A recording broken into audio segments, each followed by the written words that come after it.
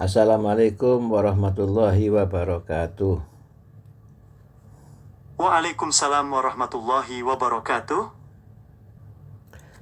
Baik guru, saya minta coba dibahas tentang jin. Mari guru terangkan, diuraikan tentang jin dalam perspektif Islam. Begitu guru. Silakan. Mari kita bahas tentang jin berdasarkan perspektif Islam dan dalil-dalil yang sahih. Bismillahirrahmanirrahim. Assalamualaikum warahmatullahi wabarakatuh. Memahami keberadaan jin adalah bagian dari keimanan dalam Islam, karena Allah Subhanahu wa Ta'ala telah mengabarkan hal tersebut dalam wahyunya. Jin diciptakan dari nyala api yang sangat panas, sebagaimana difirmankan oleh Allah Subhanahu wa Ta'ala dalam surah Ar-Rahman ayat 15. Khalaqal jinna min marijim min narin. Yang artinya, Dia menciptakan jin dari nyala api. Sebagaimana manusia, jin juga memiliki kehendak bebas, sehingga di antara mereka ada yang beriman dan taat kepada Allah Subhanahu wa Ta'ala, namun ada juga yang ingkar dan durhaka. Hal ini ditegaskan dalam surat Al-Jin ayat 11, yang berbunyi, Wa anna minna al-salihuna wa minna duna dhalika kunna thara'iqa qidada. Yang artinya, dan di antara kami ada orang-orang yang soleh, dan ada pula yang tidak demikian. Kami menempuh jalan yang berbeda-beda. Jin hidup di dunia ini berdampingan dengan manusia, namun dalam dimensi yang berbeda sehingga kita tidak dapat melihat mereka. Mereka memiliki kemampuan untuk bergerak cepat dan berubah bentuk.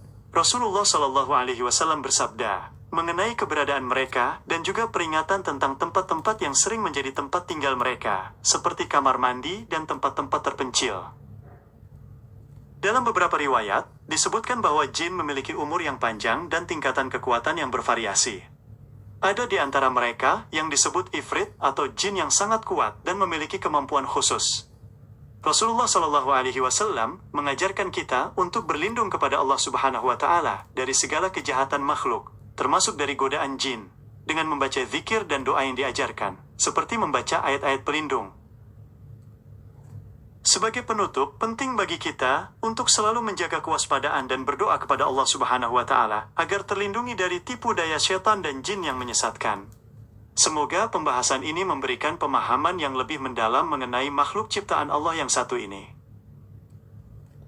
Baiklah, untuk memperluas pembahasan kita, mari kita bahas mengenai interaksi antara jin dan manusia. Dalam beberapa riwayat disebutkan bahwa setiap manusia disertai dengan jin korin, yaitu jin yang mendampingi dan selalu membisikkan keburukan atau hal-hal yang tidak baik. Hal ini berdasarkan sabda Rasulullah Shallallahu Alaihi Wasallam yang menjelaskan bahwa tidak ada seorang pun di antara kita, melainkan telah diserahi pendampingnya dari golongan jin. Rasulullah Shallallahu Alaihi Wasallam sendiri selalu memohon perlindungan kepada Allah Subhanahu Wa Taala dari gangguan korin tersebut. Terkait dengan perlindungan dari gangguan setan, terdapat sebuah hadis yang diriwayatkan oleh Imam Muslim dari Abu Hurairah, di mana Rasulullah Shallallahu Alaihi Wasallam bersabda, La taj'alu buyutakum maqabira. Inna al-saytana yanfuru min al-baiti alladhi yukra'u fihi surat al-Baqarah. Yang artinya, janganlah kalian menjadikan rumah-rumah kalian sebagai kuburan, sesungguhnya syaitan akan lari dari rumah yang di dalamnya dibacakan surah Al-Baqarah. Sebagai tambahan, Rasulullah Shallallahu Alaihi Wasallam juga mengajarkan kita tentang tata cara makan dan minum, agar terhindar dari gangguan syaitan. Beliau bersabda dalam hadis yang diriwayatkan oleh Imam Muslim dari Hudzaifah, Inna al-saytana yastahillu al-ta'ama alladhi la yudhkara ismu Allah alaihi. Yang artinya, sesungguhnya syaitan menganggap halal makanan yang tidak disebut nama Allah padanya. Oleh karena itu, sangat dianjurkan untuk selalu membaca Bismillahirrahmanirrahim sebelum memulai makan dan minum, agar makanan tersebut membawa berkah dan terlindungi dari gangguan syaitan. Selain daripada yang telah disebutkan, Rasulullah Shallallahu Alaihi Wasallam juga memperingatkan kita agar berhati-hati terhadap godaan syaitan saat berada di masjid atau tempat beribadah. Beliau bersabda dalam hadis yang diriwayatkan oleh Imam Bukhari, Idza samtum al-nida li al-salati fa al-saytanu yudir lahu thuratun hatta la yasma'al nida. Yang artinya, apabila kalian mendengar seruan untuk sholat, maka syaitan akan berlari sambil mengeluarkan angin untuk menghalangi agar dia tidak mendengar seruan tersebut. Hal ini menunjukkan betapa besarnya upaya syaitan dalam menjauhkan manusia dari ketaatan kepada Allah Subhanahu wa Ta'ala. Dalam sebuah hadis yang diriwayatkan oleh Imam Bukhari dan Muslim dari Jabir radhiyallahu anhu, Rasulullah sallallahu alaihi wasallam bersabda, "Idza kana junhu al-laili aw amsaytum fakuffu sibyanakum fa inna al-shaytana yantashiru hinaidhin. Fa idza dhahaba sa'atun min al-laili fahalluhum wa aghliqu al-abwaba wa udhkuru isma Allah fa inna al-shaytana la yaftahu baban mughlaqan." Yang artinya, apabila malam mulai menjelang atau ketika sore hari, maka tahanlah anak-anak kalian, karena setan berkeliaran pada waktu itu. Namun jika telah berlalu sejenak dari malam, biarkanlah mereka, dan tutuplah pintu-pintu serta sebutlah nama Allah, karena setan tidak dapat membuka pintu yang terkunci. Rasulullah SAW juga mengajarkan kita doa khusus untuk masuk ke dalam kamar mandi, mengingat tempat tersebut sering menjadi sarang jin dan setan. Dalam sebuah hadis yang diriwayatkan oleh Imam Bukhari dan Muslim dari Anas bin Malik, disebutkan bahwa apabila Nabi SAW hendak masuk ke kamar mandi, beliau mengucapkan, "Allahumma inni a'udhu bika min al-khubuth wa al-khaba'ith." Yang artinya, "Ya Allah, sesungguhnya aku berlindung kepadamu dari segala kejahatan dan kotoran." Dalam sebuah hadis yang diriwayatkan oleh Imam Tirmidzi dan selainnya, Rasulullah SAW bersabda, "Inna al-shaytana yatajawwalu baina al-nas." Yang artinya, sesungguhnya syaitan itu berkeliling di antara manusia. Hal ini menunjukkan bahwa pengaruh syaitan dapat dirasakan dalam berbagai kesempatan, dan kita perlu selalu membentengi diri dengan ketaatan kepada Allah Subhanahu wa Ta'ala. Dalam Sahih Al-Bukhari, terdapat hadis yang diriwayatkan dari Abu Hurairah radhiyallahu anhu, Rasulullah sallallahu alaihi wasallam bersabda, "Yaqdu al-shaytanu ala ra'si ahadikum idza na'ima thalatha 'uqadin, yadrubu kullu 'uqdatin 'alayka laylun tawilun fa'arqud. فإن استقت وذكر الله إن حلت عقدة فإن تودع إن حلت عقدة فإن صلى إن حلت عقدة فأصبح نشيطا طيبا وإلا أصبح خبيث النفس كسلا." Yang artinya, salah kalian membuat 3 ikatan di tengkuk kepala salah seorang dari kalian ketika ia tidur. Pada setiap ikatan ia menepuknya, malammu masih panjang, tidurlah. Jika ia bangun dan mengingat Allah, maka terlepaslah 1 ikatan. Jika ia berwudu, terlepaslah ikatan kedua. Dan jika ia solat, terlepaslah ikatan ketiga, sehingga ia menjadi segar dan bersemangat. Jika tidak, ia akan bangun dengan jiwa yang buruk dan malas. Dalam sebuah hadis yang diriwayatkan oleh Imam Tirmidzi dan selainnya, Rasulullah SAW bersabda, "Man qala la ilaha illallah wahdahu la syarika lahu, lahul mulku wa lahul hamdu, wa huwa ala kulli syai'in qadirun 10 marratan kana kaman a'taqa raqabatan min waladi Ismailah." Yang artinya, barang siapa mengucapkan la ilaha illallah wahdahu la syarika lahu, lahul mulku wa lahul hamdu, wa huwa ala kulli syai'in qadirun sebanyak 10 kali, maka itu seperti pahala membebaskan seorang budak dari keturunan Ismail. Doa zikir ini dapat membentengi diri kita dari gangguan dan tipu daya syaitan. Dalam sebuah hadis yang diriwayatkan oleh Imam Bukhari dan Muslim dari Abu Hurairah radhiyallahu anhu, Rasulullah SAW bersabda, "Idha qata'a ahadukum al-salata, fala yaqta'aha ahadun, fa innahu ala kulli syai'in qadir." Yang artinya, apabila salah seorang dari kalian mendirikan salat, janganlah ia membatalkannya. Sesungguhnya Allah Maha Kuasa atas segala sesuatu. Hal ini juga merupakan bentuk perlindungan dari gangguan yang datang dari setan ketika beribadah. Dalam sebuah hadis yang diriwayatkan oleh Imam Bukhari dari Abu Hurairah radhiyallahu anhu, Rasulullah SAW bersabda, "Idza dha'awaita ila firashika faqra ayat al-kursi, fa innahu la yadhalu 'alayka min Allah hafidh wa la yaqrabuka syaitanun hatta tusbiha." Yang artinya, apabila kamu hendak tidur, bacalah ayat kursi, maka akan selalu ada pelindung dari Allah untukmu dan setan tidak akan mendekatimu sampai pagi. Ini adalah jaminan perlindungan yang sangat kuat dari godaan jin dan setan. Dalam sebuah hadis yang diriwayatkan oleh Imam Bukhari dari Jabir radhiyallahu anhu, Rasulullah SAW bersabda, "Wa idza tadhalamata al-lailu aw amsaytum fakuffu sibyanakum, fa inna al-shaytana yantashiru hina'idhin. Fa idza dhahaba sa'atun min al-laili fahalluhum wa aghliqu al-abwaba wa udhkuru isma Allah fa inna al-shaytana la yaftahu baban mughlaqan." Yang artinya, apabila malam mulai menjelang atau ketika sore hari, maka tahanlah anak-anak kalian, karena setan berkeliaran pada waktu itu. Namun jika telah berlalu sejenak dari malam, biarkanlah mereka, dan tutuplah pintu-pintu, serta sebutlah nama Allah, karena setan tidak dapat membuka pintu yang terkunci. Mari kita bahas mengenai peristiwa di mana sekelompok jin mendengarkan bacaan Al-Quran dari Nabi Muhammad SAW. Allah Subhanahu wa Ta'ala berfirman dalam surah Al-Ahqaf ayat 29 hingga 31. Wa idhu sarafna ilaika nafran min al-jinni yastami'una al-Qur'ana qalu ya qawmana inna sami'na kitaban unzila min ba'di Musa ya qawmana ajibu da'i'a Allahi wa aminu bihi. Yang artinya, dan ingatlah ketika kami hadapkan kepadamu sekumpulan jin yang mendengarkan Al-Quran, mereka berkata, wahai kaum kami, sesungguhnya kami telah mendengar kitab yang diturunkan sesudah Musa, wahai kaum kami, penuhilah seruan Allah dan berimanlah kepadanya. Peristiwa ini menunjukkan bahawa jin juga memiliki kewajiban untuk beriman dan mengikuti ajaran para nabi. Untuk mengenal jin lebih lanjut, mari kita bahas tentang bentuk-bentuk yang bisa mereka ambil. Dalam sebuah hadis dari Abu Tha'labah Al-Khushani, Rasulullah SAW bersabda bahwa jin terbagi menjadi 3 golongan. Golongan pertama adalah jin yang memiliki sayap dan dapat terbang di udara.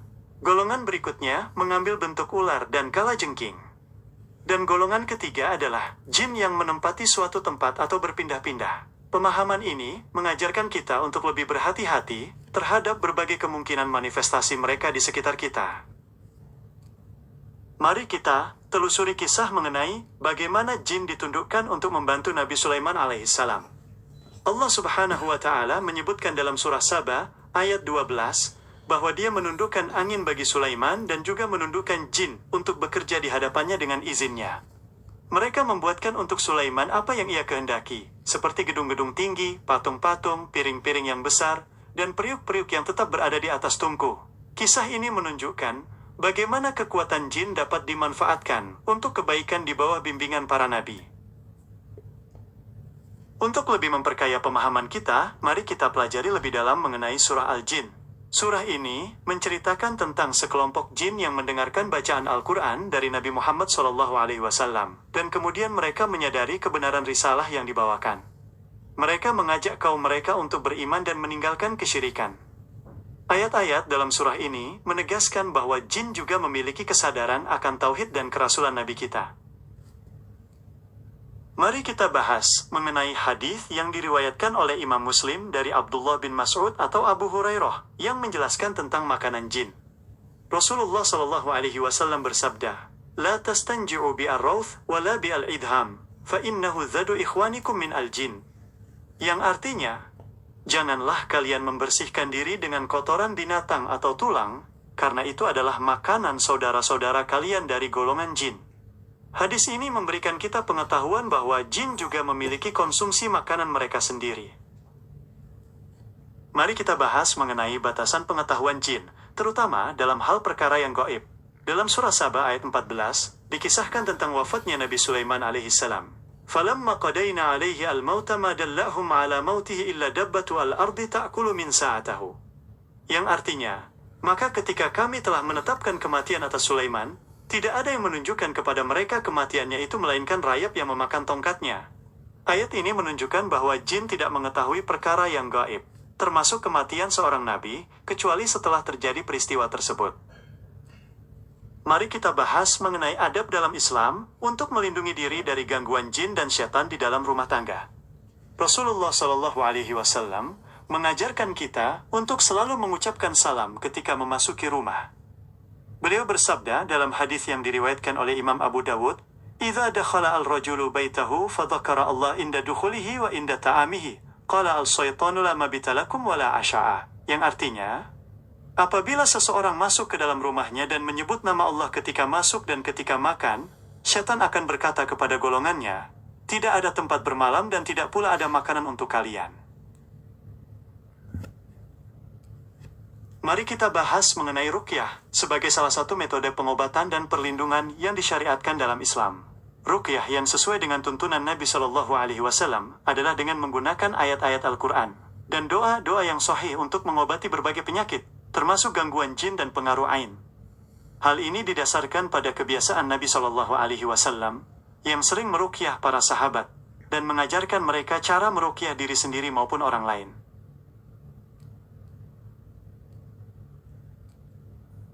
Mari kita bahas mengenai muslihat setan dalam kehidupan sehari-hari.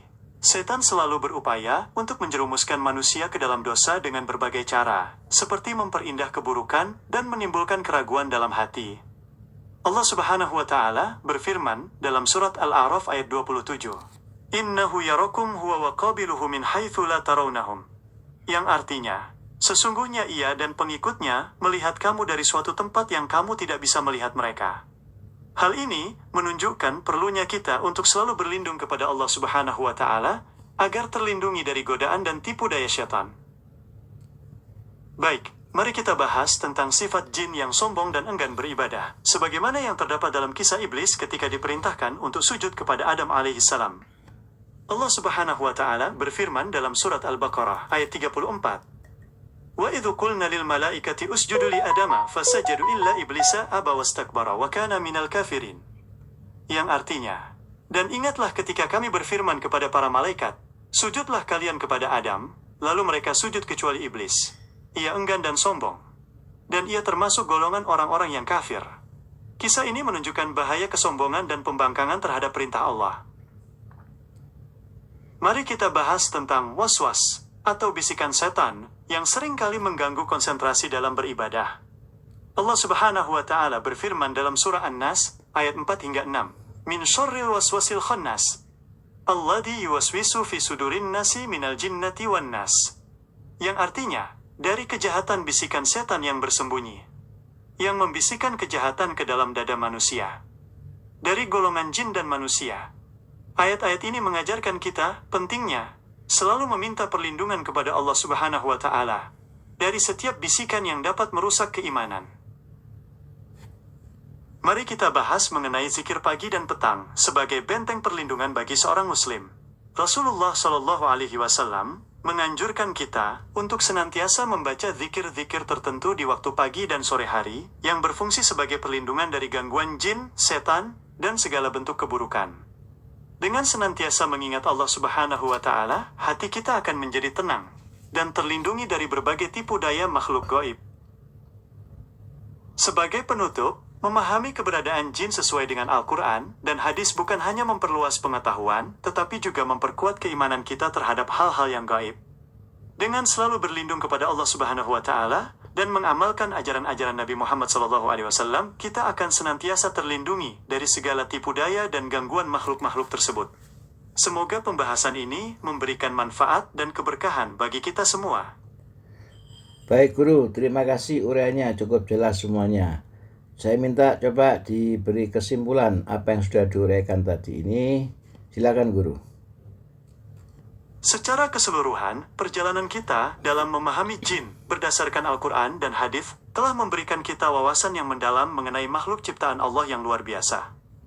Kita telah belajar tentang asal-usul mereka, keberadaan mereka yang berdampingan dengan manusia, adab-adab dalam berinteraksi dan melindungi diri, serta pentingnya ketaatan kita kepada Allah Subhanahu wa Ta'ala.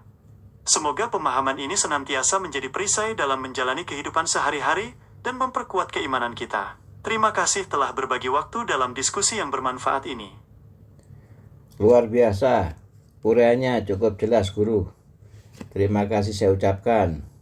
Dan saya minta untuk ini yang terakhir, saya minta coba dibacakan doa guru supaya lebih barokah yang apa kita dapatkan ini dan bermanfaat. Silakan guru, saya akan mengamini. A'udzu billahi min asy-syaithanir rajim. Bismillahirrahmanirrahim. Allahumma inna nas'aluka ilman nafi'an wa rizqan tayyiban wa amalan mutaqabbalan. Rabbana la tuzigh qulubana ba'da idh hadaitana wa hab lana min ladunka rahmah innaka antal wahhab. Rabbana atina fid dunya hasanah wa fil akhirati hasanah wa qina adhaban nar. Wa sallallahu ala sayyidina Muhammadin wa ala alihi wa sahbihi wa barik wasallam. Amin ya Rabbal Alamin. Sekali lagi saya ucapkan terima kasih banyak atas uraiannya semua ini. Semoga bermanfaat. Sekali lagi saya ucapkan terima kasih guru. Sama-sama, saya yang berterima kasih atas kesempatan untuk berbagi. Semoga semua yang kita diskusikan membawa manfaat dan berkah. Assalamualaikum warahmatullahi wabarakatuh. Waalaikumsalam warahmatullahi wabarakatuh.